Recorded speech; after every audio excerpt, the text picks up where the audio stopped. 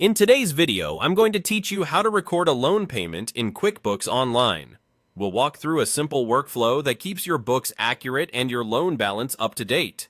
The idea is to use the check form in QuickBooks Online to record the payment, even if you paid electronically.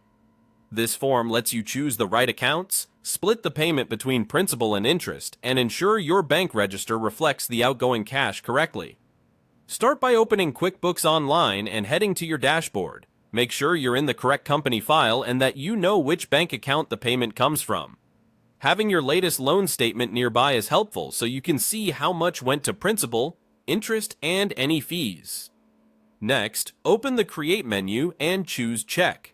This brings up a payment form that mirrors writing or logging a check. At the top, confirm the bank account is the one funds came from.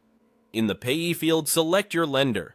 Choosing the lender as the payee helps you keep clean vendor histories and will make future matching and reporting easier. Set the payment date to the date you actually paid.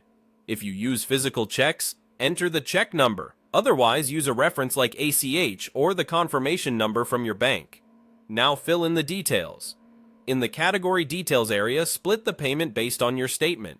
On the first line, select your loan liability account for the principal portion. This is crucial.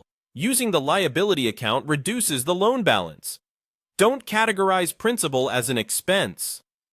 On the next line, choose your interest expense account and enter the interest amount. If there are allowable loan fees shown on the statement, add another line and categorize them to the appropriate expense account your accountant prefers. The total of all lines should equal the full payment amount at the top. Add a clear memo with the loan number and the period the payment covers. If you have the statement or confirmation, use the attachment option so you or your accountant can reference it later.